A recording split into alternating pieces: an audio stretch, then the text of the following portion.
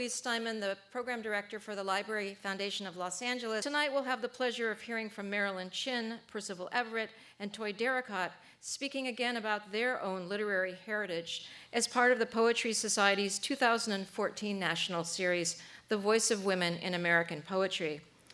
Alice Quinn, the Executive Director of the Poetry Society of America, will be moderating our conversation tonight and introducing our distinguished poets, but it is my great pleasure to get to introduce Alice.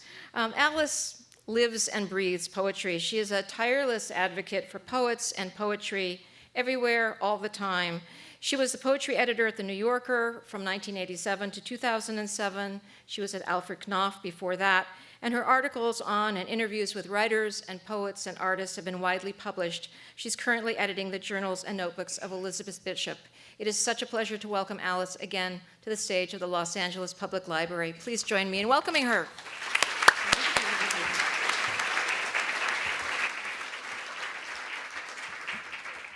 Thank you so much, Louise. The PSA's partnership with Aloud, the programming organization which you have stewarded so magnificently for so many years, is really one of our most satisfying and happy.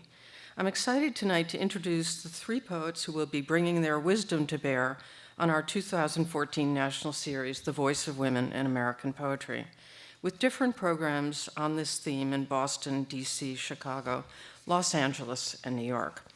We gave it a simpler title, a more straightforward one in the end, than the title we lived with for so long and found both so accurate and so empowering. The Landscape Listens, Women Poets and the American Experience. I say that so we can keep Emily Dickinson in mind, as she's the one who provided that beautiful phrase, the landscape listens, in one of her most compelling and gorgeous poems.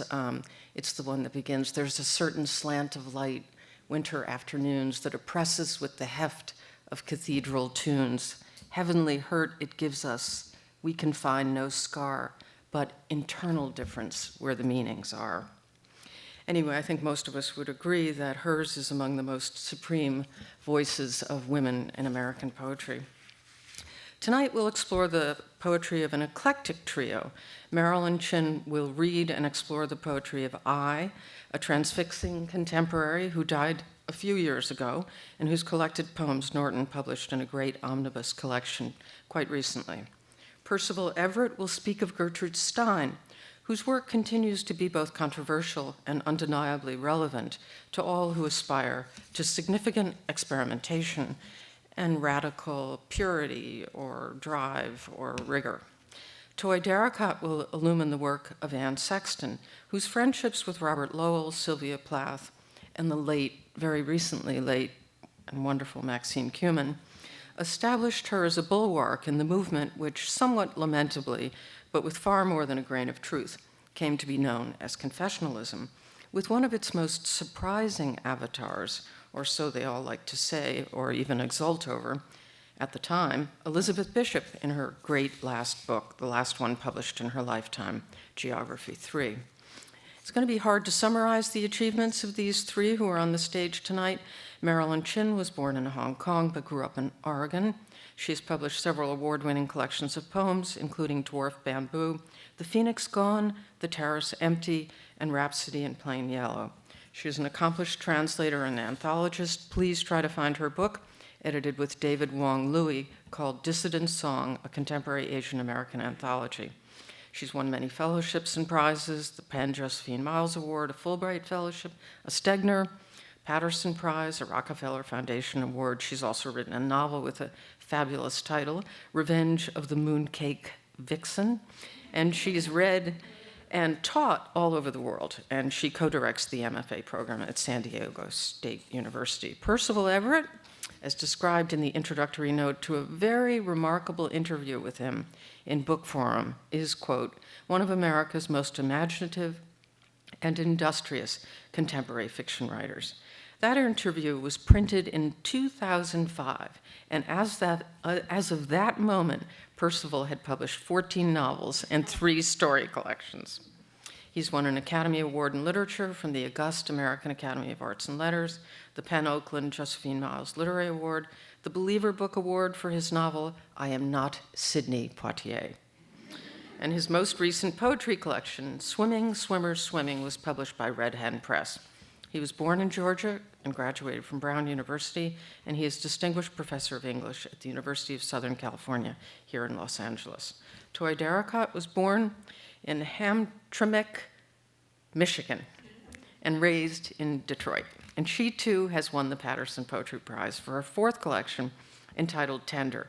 She wrote a stunning and important memoir, The Black Notebooks, An Interior Journey, which is a favorite book of mine and feels so personally important to me that I have more than once stumbled in thanking her by referring to it as the White Notebooks. Toi received her BA from Wayne State and an MA in English Literature from New York University. She has received the Lucille Medwick Memorial Award from the Poetry Society, the Distinguished Pioneering Arts Award from the United Black Artists, a Guggenheim Fellowship, and with Cornelius Eady, she founded some 17 years ago the Cave Canem Foundation, graduating more than 350 poets in that period, an astounding, awe-inspiring lifetime achievement, accomplishing the greatest shift in American poetry in our era. So let's start with Marilyn, and thank you, Louise, again, and the great staff at Aloud, and all of you for joining us. We'll have a Q&A afterwards for about 12 minutes or so, and what I'd like to do is start with a question of my own and then alternate with you back and forth. Okay, so be thinking while you're listening of what you might want to ask these three. Please welcome Marilyn.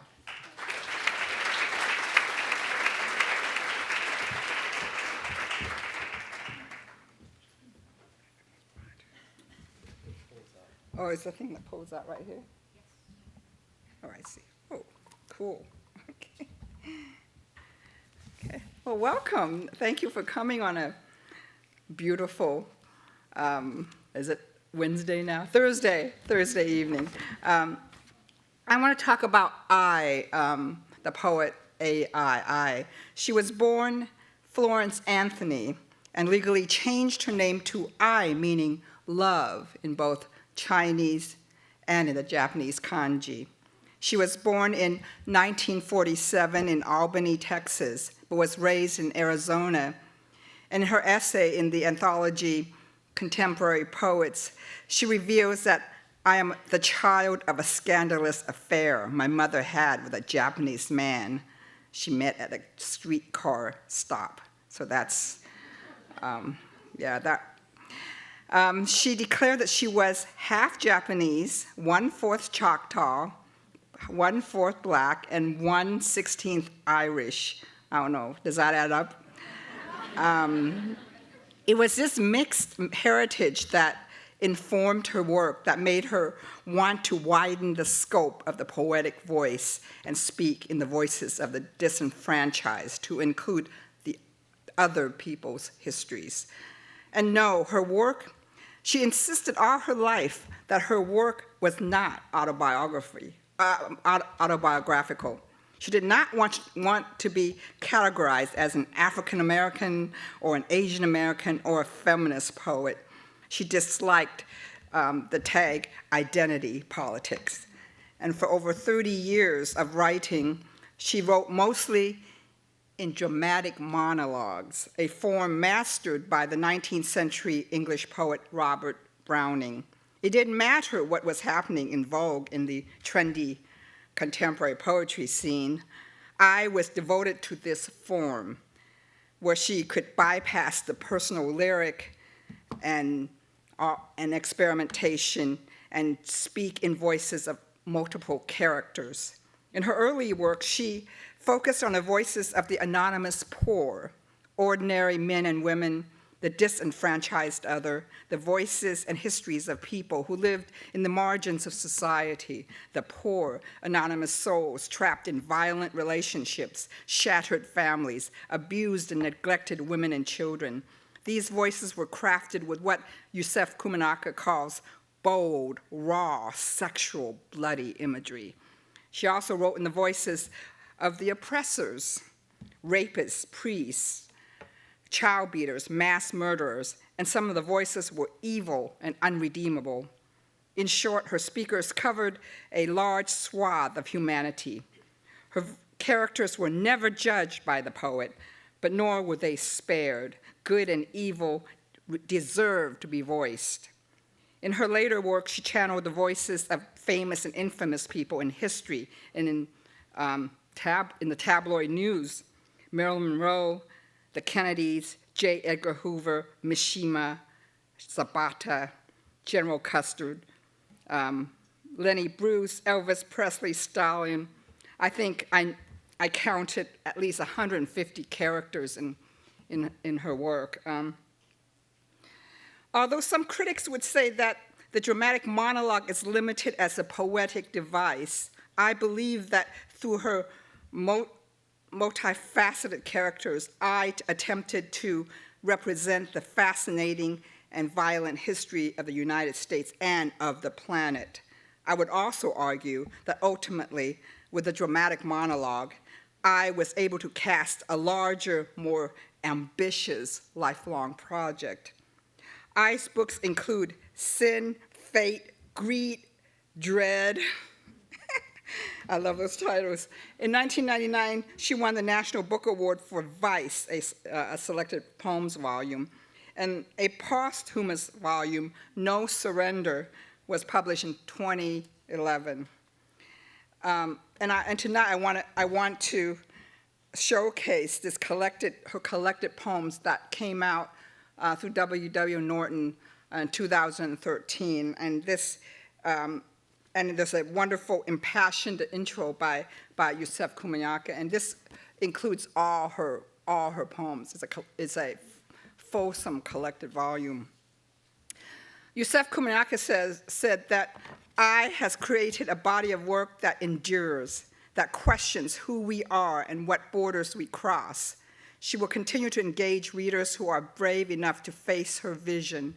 I, the method actor poet, who superbly insinuated through a passionate language of the frontier, may find a home with actors who are searching for unique monologues to hone their voices with truth solid as Whetstone. Her unusual characters bear multiple truths. There's no voice like hers in American poetry. David Wojan wrote in the New York Times that imagine a Browning monologue rewritten in the terse manner of Sam Shepard. That's what he said about her work. I'll review some of my personal history with I. When I was 20, I took an undergraduate workshop with I at the University of Massachusetts at Amherst. She was filling in for James Tate for 1 year, and later she wrote a blurb for my book, and then we ran into each other about twice. It was very. She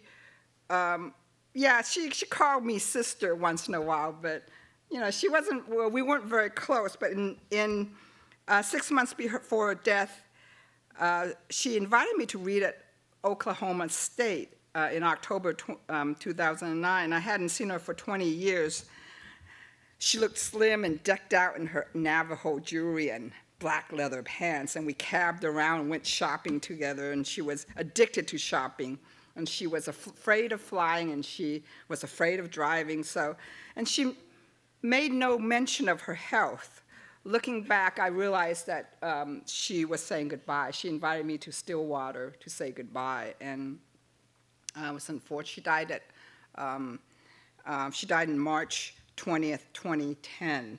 And the New York Times says the cause was pneumonia, complication of previously undiagnosed cancer.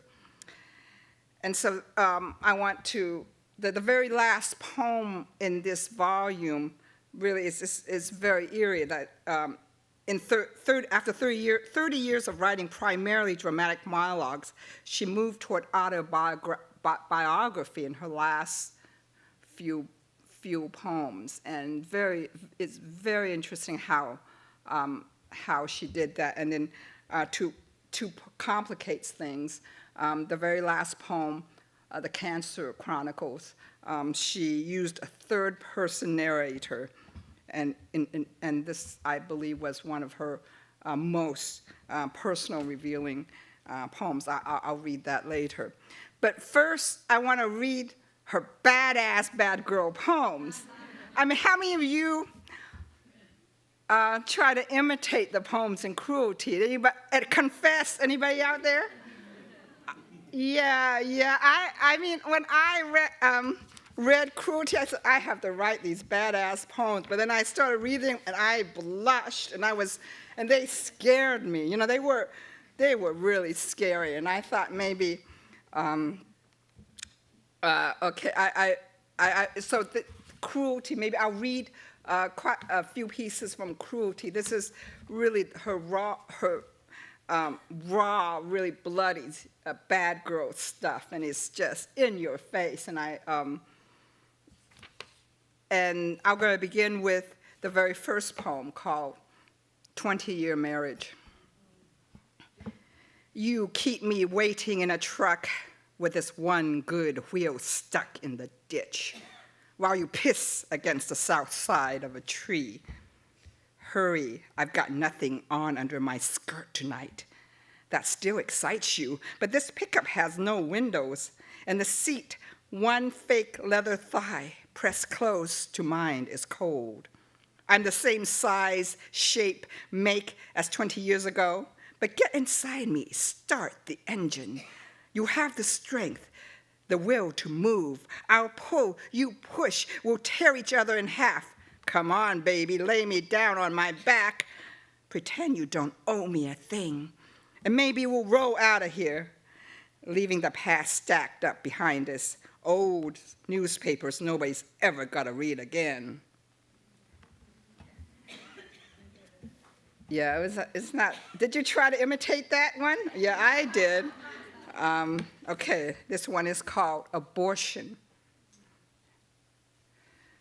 Coming home, I find you still in bed, but when I pull back the blanket, I see your stomach as flat as an iron.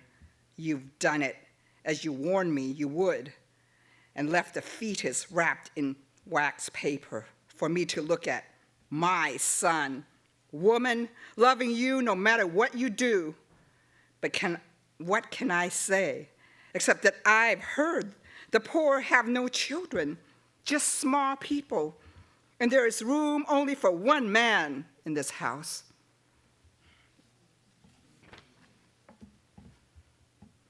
Cruelty. The roof marks on the dead wildcat gleam in the dark. You are naked as you drag it up on the porch. That won't work either. Drink ice water hasn't, nor having the bed spring snap fingers to help us keep rhythm. I've never once felt anything that might get close. Can't you see? The thing I want most is hard, running toward my own teeth, and it bites back.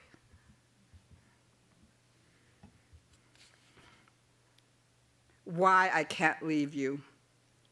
You stand behind the old black mare, dressed as always in that red shirt, stained from sweat, the crying of the armpits that will not stop for anything, stroking her rump while the barley goes unplanted. I pick up my suitcase and set it down. As I try to leave you again, I smooth the hair back from your forehead. I think with your laziness and the drought too, you'll be needing my help more than ever. You take my hands, I nod, and go to the house to unpack, having found another reason to stay. I undress, then put on my white lace slip for you to take off, because you like that. And when you come in, you pull down the straps and I unbutton your shirt. I know we can't give each other any more or less than what we have. There is safety in that, so much that I can never pass the packing, the begging you to please. If I can't make you happy, come close between my thighs and let me laugh for you from my second mouth. That's some image there. I mean, how can you imitate that? I mean, as I review this book for this reading, I'm just stunned. Okay, all right, I'll go. You want to hear some more? Okay. 43-year-old woman masturbating. Okay. I want to kill this female hand, its 4 centipede fingers, the thumb cricket that lags behind, digging its nail into me until I move my legs apart, the palm body of tarantula that stinks down over my clitoris as the fingers inch into my vagina. But each time after it happens, the fingers, moist and flaccid, crawl up into my mouth. My grasshopper tongue, darting out, licks them, and I am grateful for a small taste of anything. Oh, it's just, all right, you gotta buy this book. Especially the wild women out there.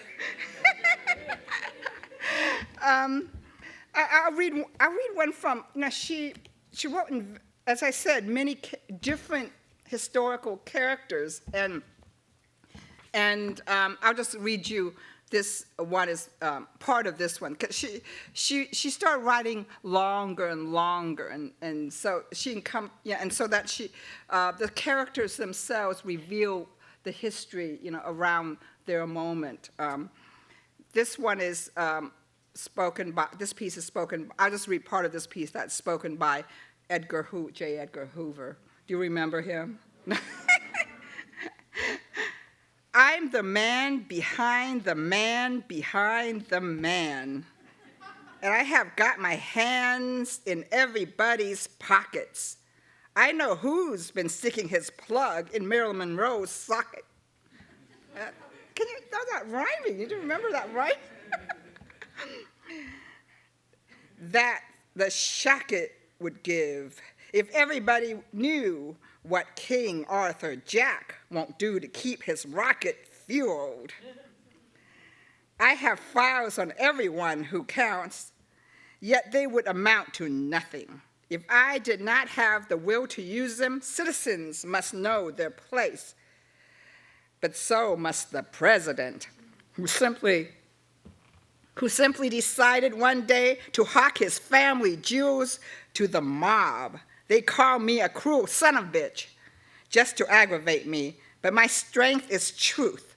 I have the proof of every kind of infidelity, and that makes me the one free man in a country of prisoners of lust, greed, hatred, need, greater than the fear of reprisal, all the recognized sins and all those unrecognizable, except to me and God, maybe God.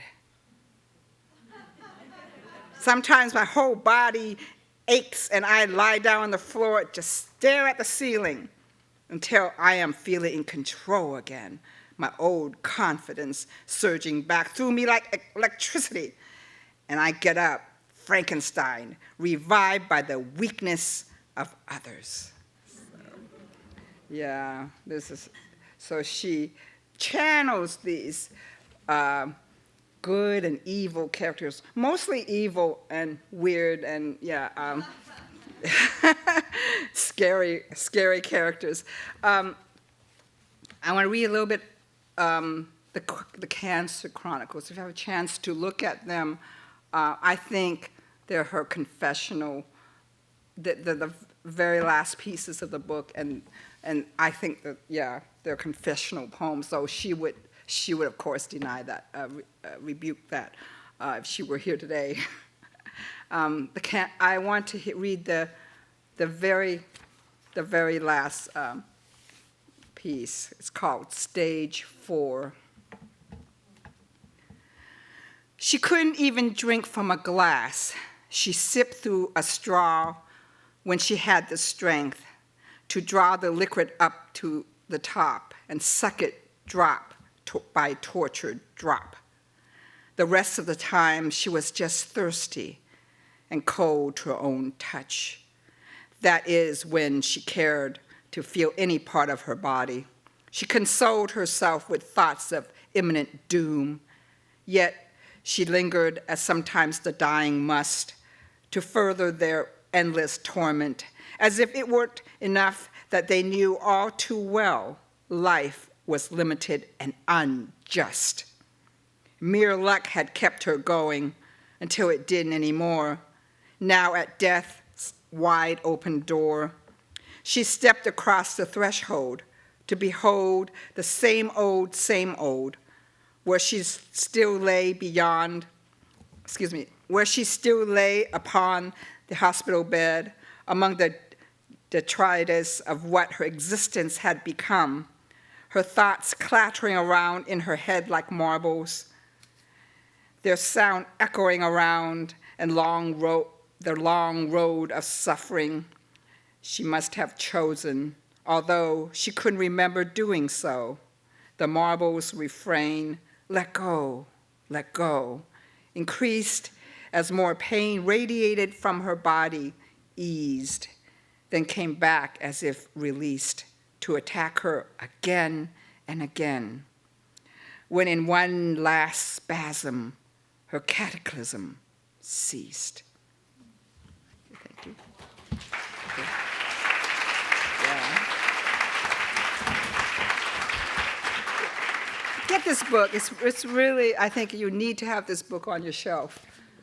Just came out last year, I think. Thank you.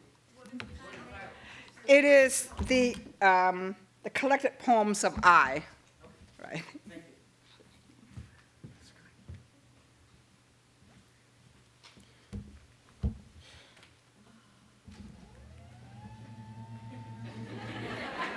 Now, I might just play with this all night. I mean, 'cause I was at the dentist yesterday. And this is why I asked to go first, but they didn't let me do it. It's an honor to be here, a pleasure to be here with two of my favorite writers and poets. To get included as a poet to me is kind of strange. I write poetry to prove that I can't write poems, and I've been doing a pretty good job of that. I think. It probably strikes some people odd that I would have chosen Gertrude Stein as a poet who has influenced me. She's probably because she's often seen as probably racist, anti-Semitic, Jewish, woman-hating lesbian. So she's right in my wheelhouse there.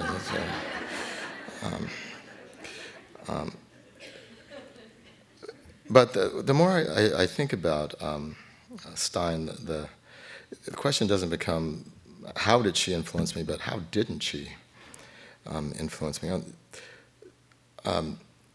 She's more complicated, obviously, than the description I just offered, and I think it's wrong. And one is tempted to dismiss her poetry as merely playful, and it is, but it would be wrong to read it in just that way. My introduction to Stein as a fairly young writer was a lot like my introduction to my ideas about plot and about the nature of art itself, which came from Antonioni, the filmmaker, and Jackson Pollock.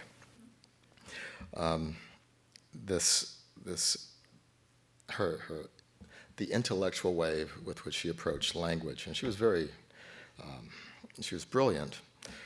She dropped out of medical school, which to me shows high intelligence. Having worked with William James at Johns Hopkins, and working on automatic writing, though her interest in automatic writing persisted, I think it's wrong for us to think of it as the driving force behind any of her work. I think it's much more constructed than that. Well, what I did learn from her is that play and structure and the construction of meaning are really, really important. That structure and the play can create as much meaning as so-called content or story. And this informs my fiction probably more than it informs my poetry. Again, my admitting that my poems suck. And I believe that she accepted, and quite honestly, that the actual meaning is made by the reader. That's what I take away from her. There's a kind of, in spite of a sort of in her other work, in her autobiography, which was called The Autobiography of Alice B. Toklas, there's we might have a desire to see her as somewhat of a less than humble figure, let's say. But I think that her real strength was that she recognized, and the work still recognizes, that the artist is not the center of the construction of meaning.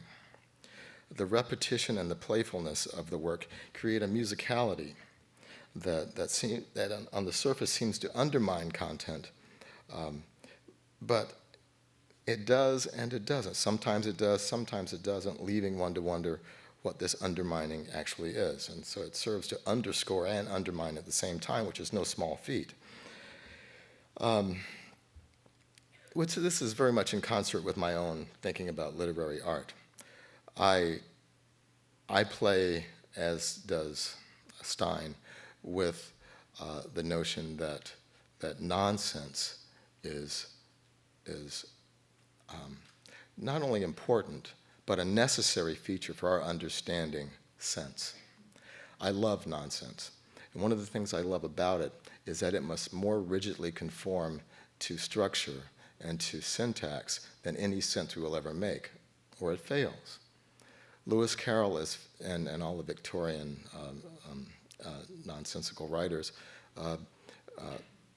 function and work, and this was, I'm sure, a huge influence on Stein, because we want it to make sense. We need it to make sense. As we read it, we think, this ought to make sense. Then we step away and realize that, well, this doesn't make sense, but there is a sense made in that we've recognized our desire to make some sense.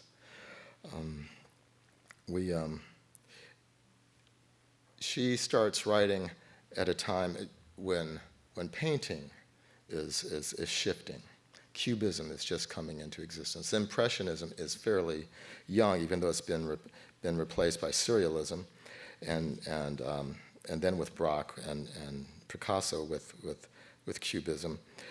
And her attempt to sort of create a Cubist representation of literary representation of her attempt to create a literary representation of Cubism is remarkable. She and her brother Leo apparently was the more astute of the two as far as judging art, but still they amassed this wonderful collection, a famous collection of paintings in Paris,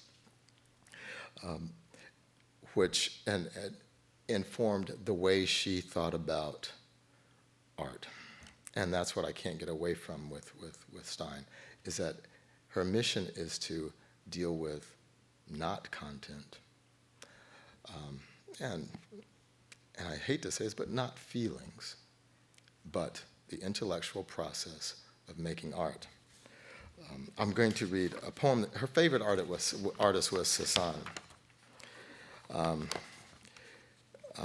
And you'll get the sense of the play in it, and I'm not a great reader of poetry, so bear with me. The Irish lady can say that today is every day. Caesar can say that every day is today, and they say that every day is as they say. In this way, we have a place to stay, and he was not met because he was settled to stay. When I said settled, I meant settled to stay. When I said settled to stay, I meant settled to stay Saturday. In this way, a mouth is a mouth. In this way, if in as a mouth, if in as a mouth, where? If in as a mouth, where and there? Believe they have water too. Believe they have that water too. And blue when you see blue. Is all blue precious too? Is all that is precious too? Is all that and they meant to absolve you? In this way, Cézanne nearly did, nearly in this way. Cézanne nearly did, and nearly did, and I was surprised. Was I very surprised? Was I surprised? Was I surprised And in that patient, are you patient when you find bees? Bees in a garden make a specialty of honey, and so does honey. Honey in prayer, honey in there where the grass can grow nearly 4 times yearly. Now, I dare you to make sense of that. And that's exactly why I love it. I return to it over and over again, wanting to make sense of it, somehow needing to make sense of it. Stein and I also share one other thing, and I think it might speak to the kind of relation to art within a culture that I see happening in myself and Stein. That is, she was an expatriate. She lived in Paris, having grown up in Oakland. She felt very at home in Paris, but she was not Parisian, and I don't think she ever felt out of place, but she was out of place. Very much in the way that I always feel out of place in my own country. In that way, her poems are, in fact, about identity and about making some kind of statement about a relationship with her language, which is English. I have that same relationship with the language that I use, which is why nonsense becomes so important to me.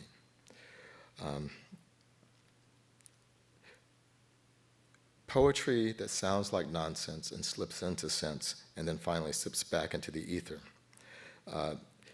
There's a beauty in that movement, in that music. It's like when you're a kid and you start saying a word over and over again until it becomes silly.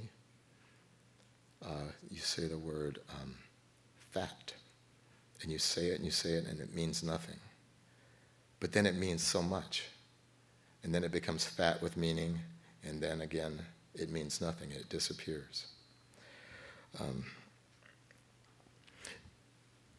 Her poems, as I just read that one, could be any one of her poems. It's a little like listening to reggae music. You might love reggae music, and I like reggae music, but after you've heard 5 reggae songs, you've heard reggae music. And her poems are like that. They disappear because the poem itself, the individual poems, are not what is interesting to Stein.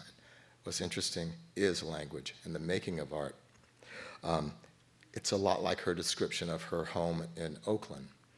And this is the line where everyone attributes it to, I think, Joan Didion, about saying it about Los Angeles. But it's about Oakland, and the line is, "There is no there there." And that's from Stein.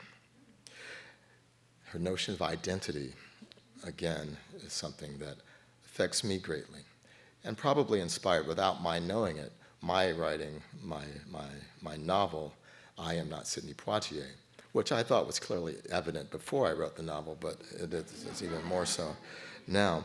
When she wrote her autobiography, titled The Autobiography of Alice B. Toklas, she's playing with our expectations about what the book is going to do, what the story must do, what we search for when we come to it, how we try to make sense out of something that can and does not make sense. There's a poem that I've been trying to understand for a long time of Stein's. It's called 21. I do not know why it is called 21. And sometimes when I can't go to sleep, I think about this poem. 21. I love my love with a V because it is like that. I love my love with a B because I am beside that. A king. I love my love with an A because she is a queen. I love my love, and AA is the best of them. Think well and be a king. Think more and think again. I love my love with a dress and a hat. I love my love and not with this or with that. I love my love with a Y because she is my bride. I love my love with a D because she is my love beside. Thank you for being there. Nobody has to care. Thank you for being here because you are not there. And with and without me, which is, and without she, she can be late, and then and how, and all around we think and found that it is time to cry, she and I. I wonder what Dr. Seuss was reading.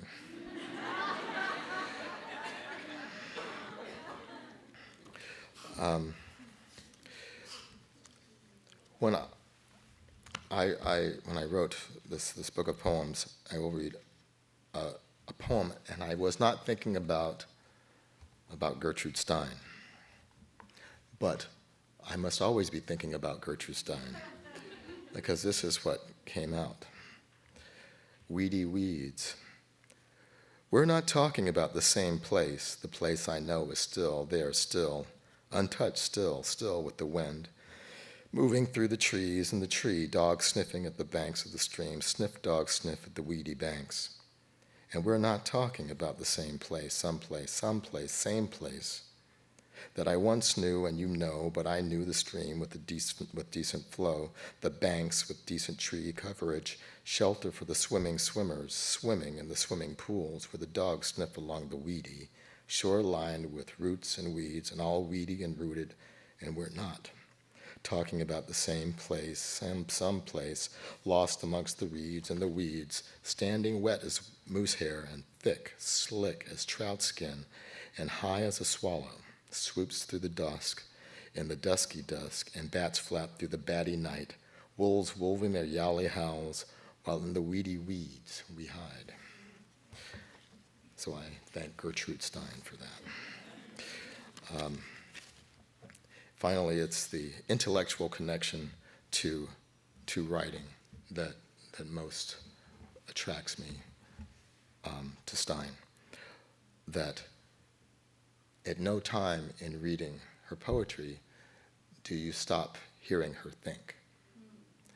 And that's remarkable, because I stop thinking all the time. It's this belief in the power of art, and the power of painting, the power of music. As you read her poems, you hear music, and it becomes serialistic. It becomes the music of Webern. It becomes the paintings of Seurat and Picasso. The poems become the world of art in which she lived, yet none of them, a rose is a rose is a rose is a rose, is a poem, is a poem, is a poem, is a poem, has any life of its own, but lives only in the great scheme of things. Thank you.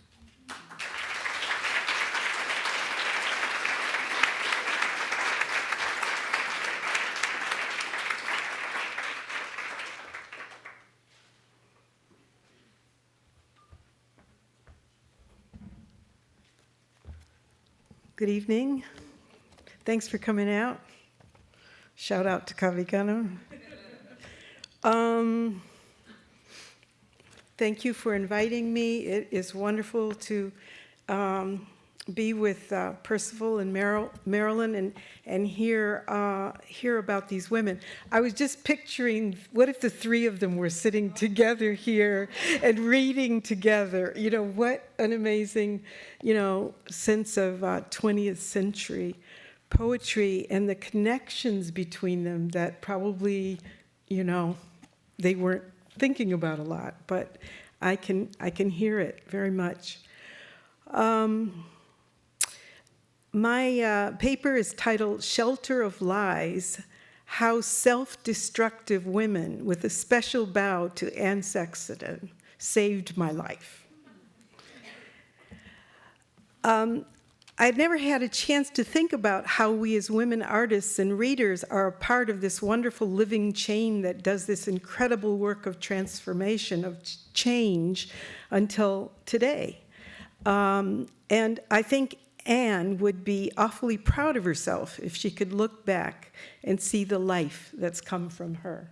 What a face, huh? I'm going to start with a poem from Anne's first book, To Bedlam and Part Way Back, Many of the poems in this book were written amazingly while she was still being hospitalized for the first mental breakdown and attempted suicide. I don't think that the experience in this particular poem, the birth of a child to an unwed mother, had actually happened to her. However, the poems explore with great tenderness the personal effects of institutionalization, a subject that was taboo at the time. She was writing from a woman's point of view, a shamed woman at that. She was writing from a woman's point of view, a shamed woman at that, and about birth, a subject that was equally off limits. I, too, had been institutionalized and had never spoken of it to anyone, and I'll say more of this later. I was shocked and awakened when I read this poem. I heard something that made me feel that I, too, had something to bring to the table of literature. Is this okay now? All right. Before I read the poem, let me make sure that everyone here knows what a home for unwed mothers is. Okay? Is there anybody that doesn't know? Okay, well, this is a very special audience, I'm sure, because a lot of people don't know that they're just not around anymore that I'm aware of. But anyway, you know that women would say they're going south to visit an aunt and disappear for a couple months and have their children, give them up for adoption, and come back and be a cheerleader in the 12th grade. Unknown girl in a maternity ward. And as I said, I heard this in my first poetry workshop, and it was just absolutely stunning that someone could tell these stories. Tell the story.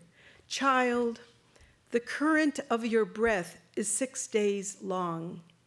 You lie a small knuckle on my white bed. Lie fisted like a snail, so small and strong at my breast. Your lips are animals, you are fed with love. At first, hunger is not wrong. The nurses nod their caps. You are shepherded down starch halls with the other unnested throng in wheeling baskets. You tip like a cup, your head moving to my touch. You sense the way we belong. But this is an institution bed. You will not know me very long. The doctors are enamel. They want to know the facts. They guess about the man who left me, some pendulum soul going the way men go and leave you full of child. But our case history stays blank. All I did was let you grow. Now we are here for all the ward to see. They thought I was strange, although I never spoke a word. I burst empty of you, letting you learn how the air is so. The doctors chart the riddle they ask of me, and I turn my head away. I do not know. Yours is the only face I recognize. Bone at my bone, you drink my answers in. 6 times a day I prize your need, the animals of your lips, your skin growing warm and plump. I see your eyes lifting their tints. They are blue stones. They begin to outgrow their moss. You blink in surprise, and I wonder what you can see, my funny kin, as you trouble my silence. I am a shelter of lies. Should I learn to speak again, or hopeless in such sanity will I touch some face I recognize? Down the hall, the baskets start back.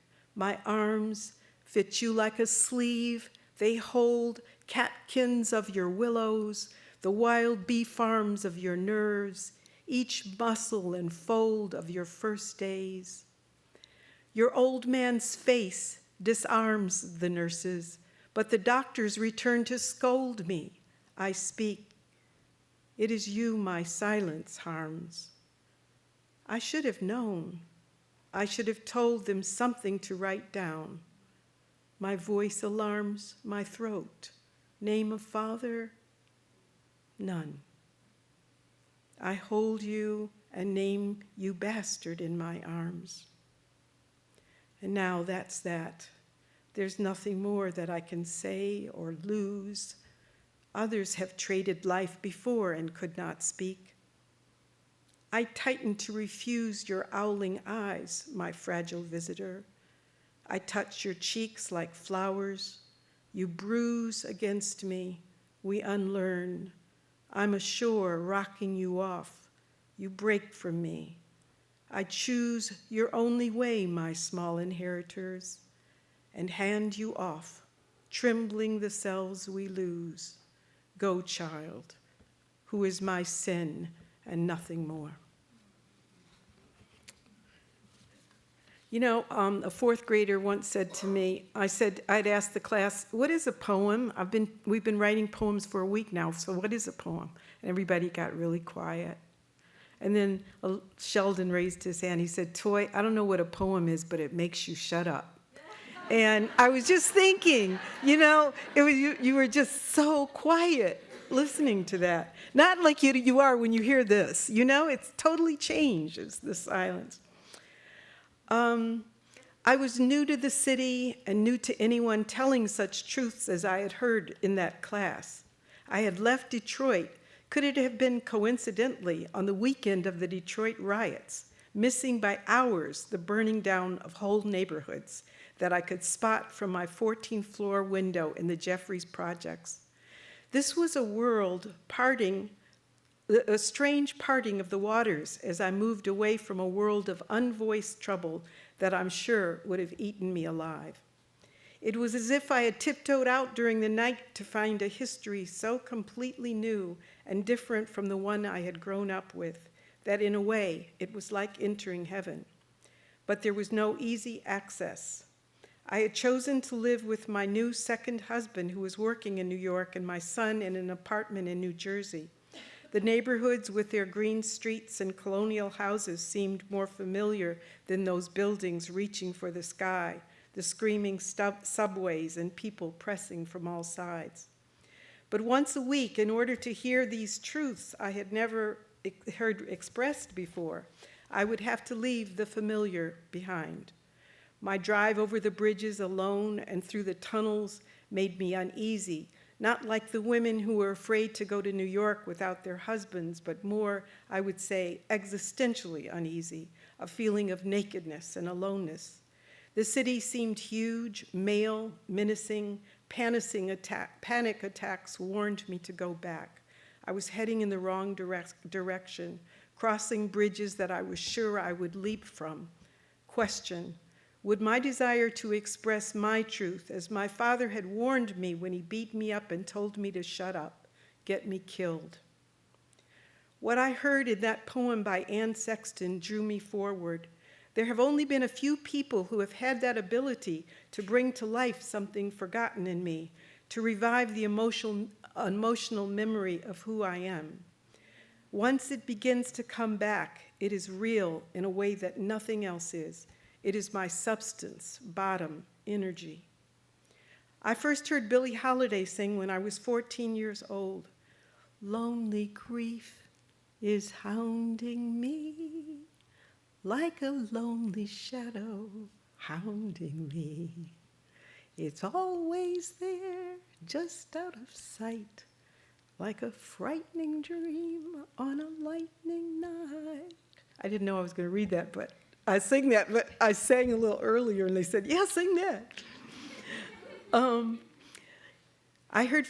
first heard Billie Holiday sing when I was 14 years old, and for the first time, I knew I would never be alone. She, like Bessie Smith and Ma Rainey, were the first singers who, unlike the pop singers of Tin Pan Alley, personalized their songs, sang as if the songs were about them, about their lives. Unburied, like the slave slowly unburying the dangerous word I sensed a dirty tendril stretched out into visibility, a possibility, a quaking. When I heard Sylvia Plath's Daddy, I was struck as if by lightning. It was possible not only to express stifled rage, but to sing it. It seemed as if she had created a weapon of such irresistible beauty and power that it could obliterate evil. If this was confessing, as M.L. Rosenthal said, it was nothing like the confessing I had done in the dark confession booths of childhood, begging for mercy. This self-expression seemed invulnerable, gorgeous. Whatever terror you faced, it was worth it. Sylvia showed me the road map, and it went exactly to those places that I feared to go. While the subjects of Plath's poems and the beauty and power of their forms thrilled me, they seemed remote in the same way the poems of the great white male poets had been, Eliot, Yeats, and Stevens. Form seemed to constrain. They didn't bring alive in me a desire to speak back. I felt intimidated, a watcher at a spectacle or in a museum looking at Guernica. Anne's poetry, like Billy's voice, though driven by the meticulous rhyme and meter of formal verse. Did you hear the rhyme and meter in that poem? Oh my God! There's a, it's all the lines are rhymed, but she does it in such a way so that that's not important. In a way, you're just hearing this story, and it's just lyrical and beautiful. Anne's poetry felt approachable. It reads as if she wants, even needs, a reader. She speaks to her analyst, her mother, to witches, to us, the readers. There is humility in the poems. She's fearful, and she doesn't care if you see the mess. Here is another poem by Anne that doesn't necessarily speak of a personal experience, but it reads something about her identity to identify with the vulnerable. This is the second poem by her I heard that same day, Ringing the Bells.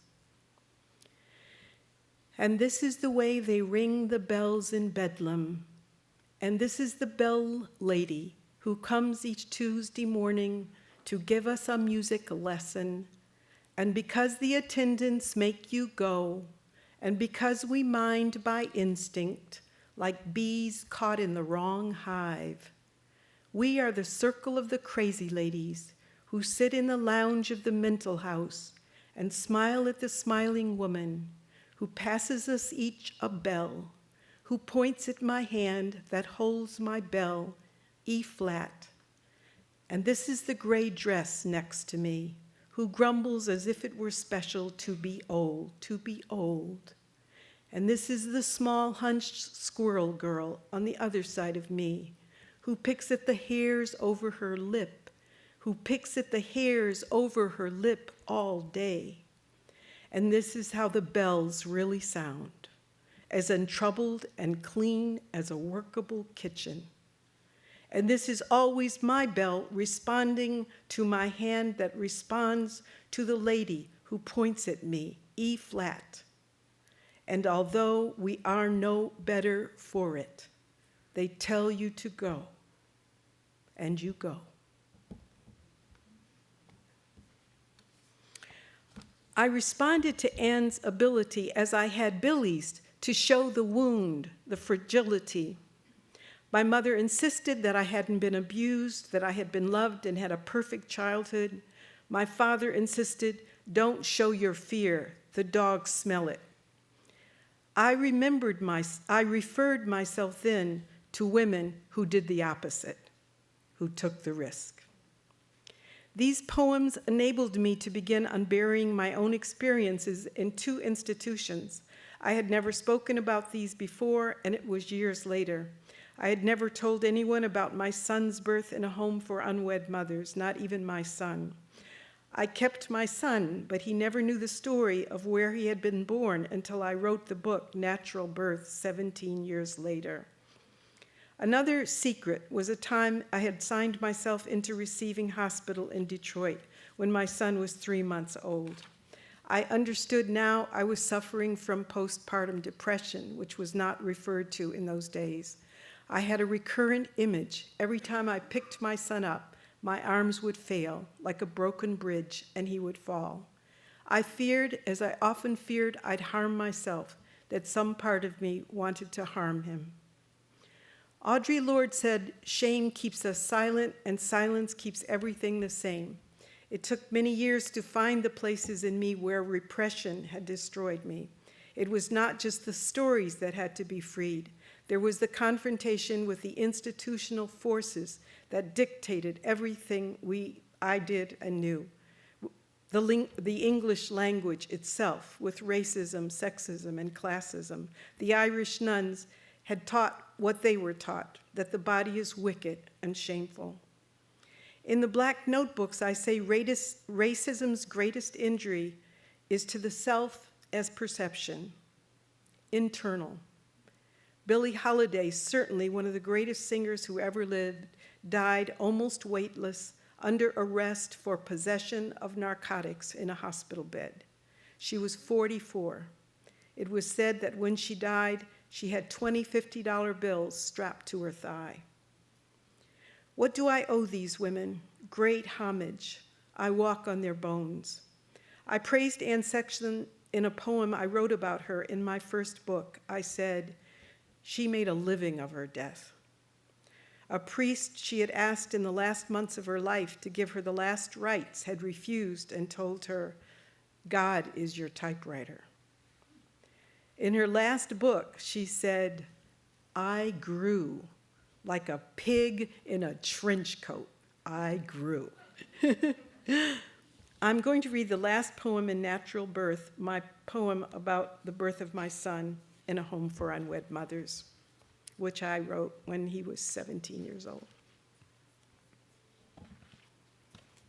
This is the last thing I'm going to do. In knowledge of young boys. Excuse me.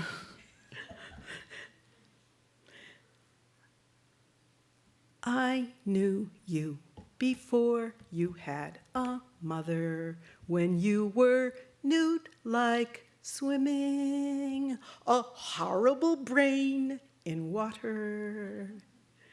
I knew you when your connections belonged only to yourself, when you had no history to hook on to barnacle, when you had no sustenance of metal, when you had no boat to travel, when you stayed in the same place, treading the question.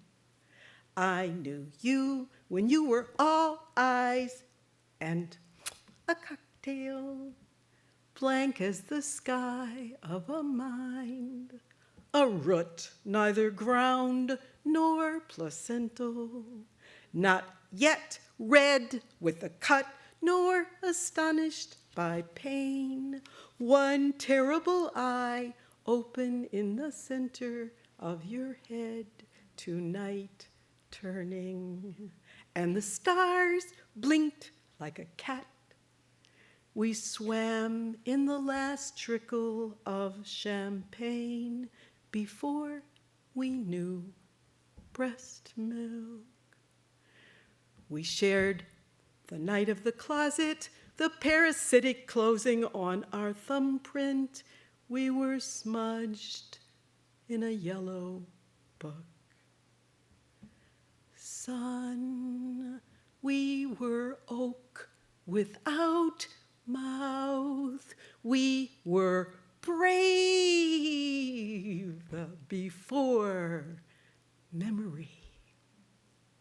Thank you.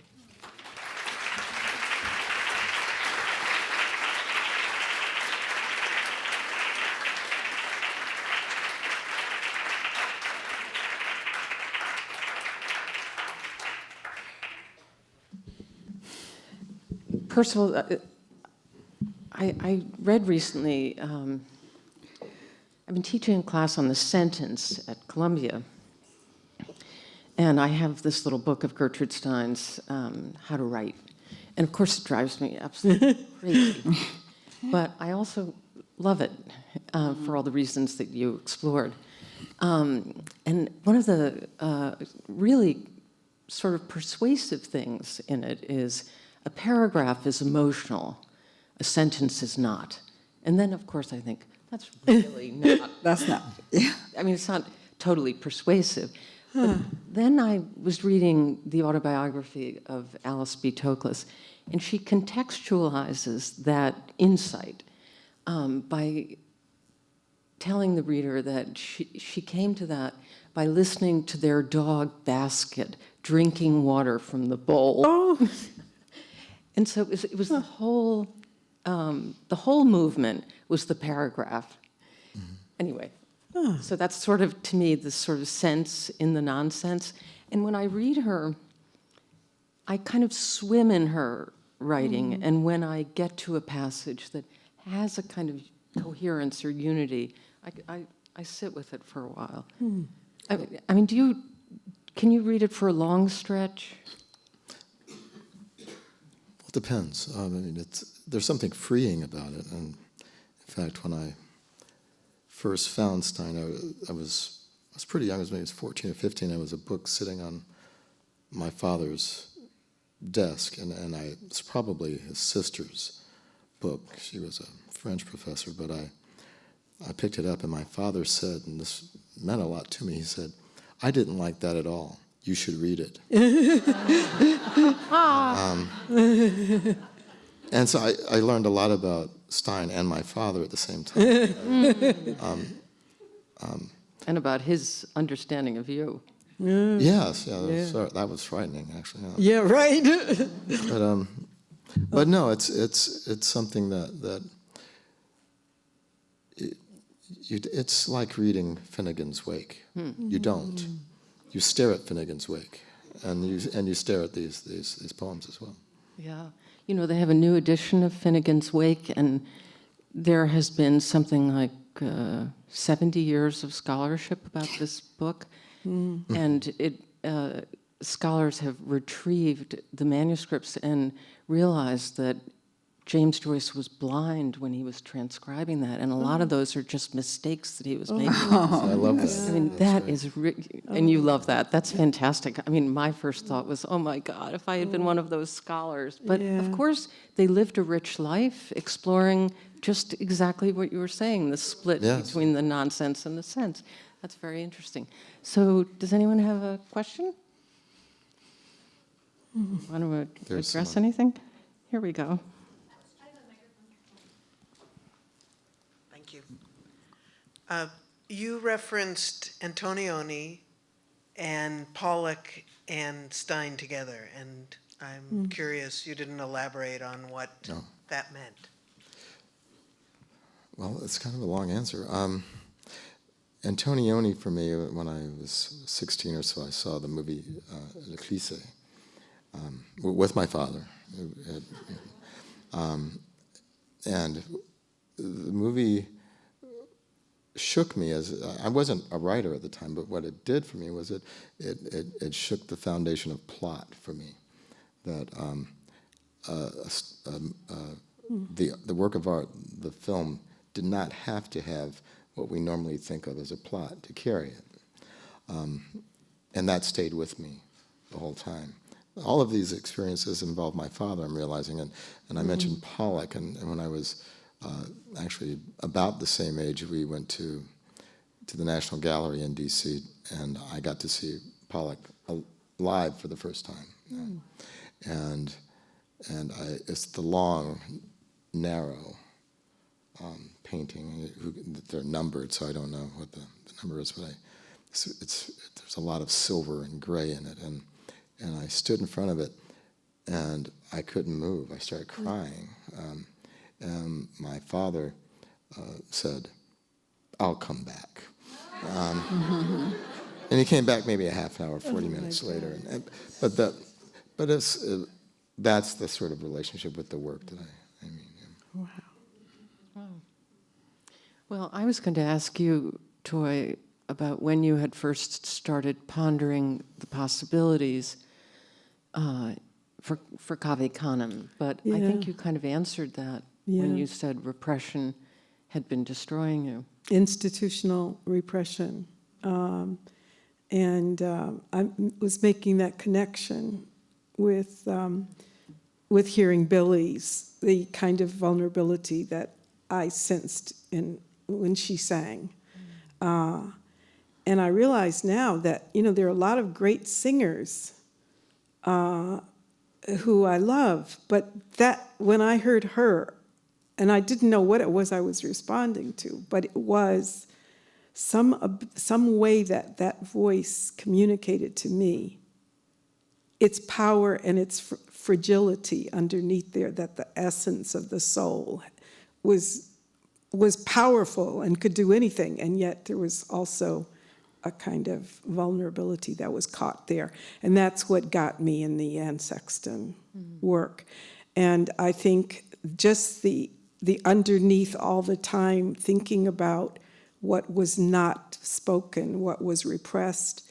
And now, for a long time I thought that it was tragic that these women were so self-destructive.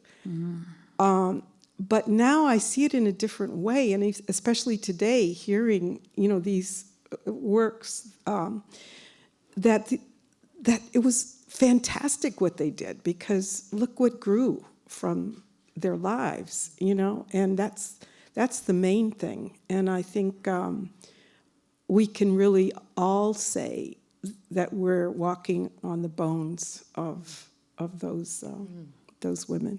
I'm trying to think of one of the most famous of the Antonioni films. The woman is on the deck and she says, "I want everyone who ever loved me around me here like a wall." Exactly. L'Avventura. Yeah, and well, there you are. It's kind of bedlam. And also, I was struck by how I now feel that Elizabeth Bishop was a little bit thinking of the poem she wrote to Ezra Pound in connection with the bedlam. But somebody had a question. Yeah. In connection with Sexton's poem. I never had thought about that. Yeah. This question is for the professor. I can remember when I was 6 years old. I've always been very Afrocentric. And Jane Weldon Johnson, the great Afro-American poet of creation, impacted my life tremendously. Paul Laurence Dunbar work is just immeasurable. It had influence on me. They were my heroes, poetic heroes. Today, I don't see that in the African-American community as much as it was then, hundreds of years ago. What happened? I don't agree with that. What is that? Life. I'm not sure I understand. I don't either. You don't feel the same security in the icons that people are... The African-American heroes.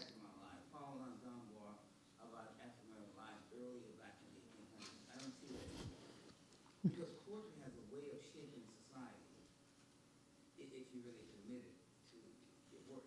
Mm-hmm. Mm-hmm. Well, generations go forth. Is that for you, Percival?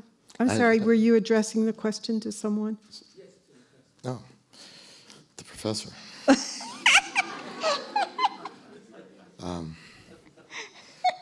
The old man. I don't know if that's true. I think it's what is true is that focus of the search for entertainment and for art has changed significantly. When Dunbar and Johnson were making their poems, there was not a huge audience for their work, but they also did not have to compete with popular music, television, and film in the same way. Mm-hmm. Yeah. Well, okay, I'm just going to ask Marilyn a question. It's actually about, forgive me for jumping here, but I want to get to Marilyn. I think it's kind of amazing that in the 80s, you were not only connecting to tremendous women poets, but they were immediately responsive to what you were doing. Mm-hmm. So June Jordan and Denise Levertov and Adrienne Rich and I, not to mention Donald Justice. So you were kind of fitting into the continuity very quickly.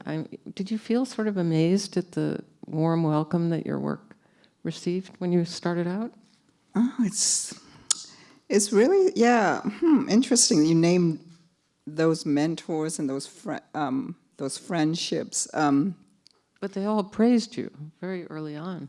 Right. I mean, I went to the Iowa workshop, so I was the first generation. No, there was a generation before me, Frank Chin, but he left, he quit, and so forth. So I think when I was there,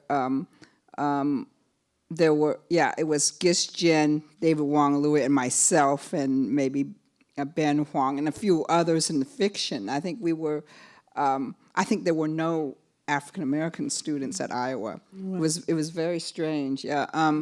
But Donald Justice, he was very helpful because I loved form. So he said, "Go and write an iambic pentameter poem." I go and write a pentameter poem. But then, of course, the poem is about eating dog, and he loved that even more. And he say stuff like, "Well, I don't know about your, I don't know, your iams are kind of weird." And and then I would say something like, "Well, I don't like these sonnets," and I threw them out, and I said, because they sound like Elizabethan Chinglish. And he would laugh, but in class, I was very shy. But in one-on-one in his office, we would have these little games, and and so I learned a lot about form, with Justice, and I went back to teach for a summer at Iowa, but he was very ill, and I couldn't see him, and I was sad that I didn't say goodbye. I was unable to say goodbye, but so I love form, and then from Justice, I thought about writing, using my Chinese, heritage, and I would write hybrid, in hybrid form. So I have a series in my new book. I'll have a new book coming out. This is like a moment of. I got pushed my new book coming through Norton in maybe 2 months. It's called Hard Love Province, and there are haiku in there, but they don't sound like haiku. They sound more like rap than haiku. They're just 17-syllable things. So if you guys are formal Zenists, forget about it. But then I had sonnets, or I call sonnet niece, and so they were half Chinese lyrics and half sonnets. And so I wrote something that pleased everybody. And June Jordan, I love June because, and June and I got along very well because I was a revolutionary. Of course, she thought I was too shy. She used to tell me that, "Marilyn Mei-Ling, you're too shy. Shout out your poems. What's the matter with you? It shouldn't be a shrinking violent. You're speaking for your people." So I would, I used to throw up before readings. You wrote about your name, Mei-Ling to Marilyn, in one of your poems. Yeah. You spoke out then. Yeah, I mean, they were great mentors. Yeah, I know what you mean about this gentleman over there. He left. About mentors, I had really wonderful mentors, and Adrienne Rich, and and they're all very different. Like Donald Justice, a formalist. I mean, they're all very, they were all very different. So, so I was, very. I was blessed to have such great mentors. Yeah. So we'll have one more. Sure.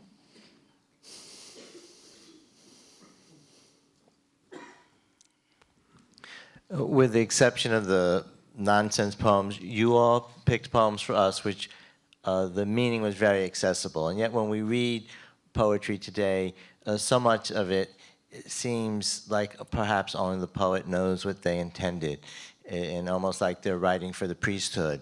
I'm wondering if you've noticed that as a trend, or I think it almost defeats the form by taking it away from the people at the same time that we might be saying there's not as much interest as we might all like in poetry. So I was wondering any of your thoughts on that subject.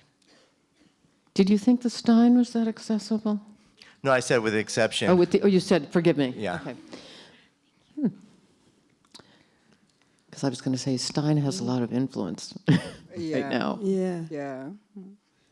It's interesting how things change and things stay the same. I mean, but I think, you know, poetry evolves and we're not in control and don't know where it's going, you know, and that's what makes it exciting. I just There in Stand a by way, and many watch. more heroes now. Because say that again. There's a large spectrum of heroes. Yeah. Yeah, yeah. Well, thanks everybody for coming. Thank you so much, all of you. You were great. That was great.